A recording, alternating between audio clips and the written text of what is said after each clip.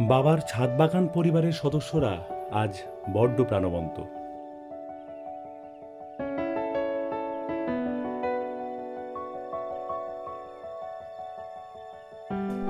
কয়েকদিন রোদের পর টানা বৃষ্টি হয়েছে।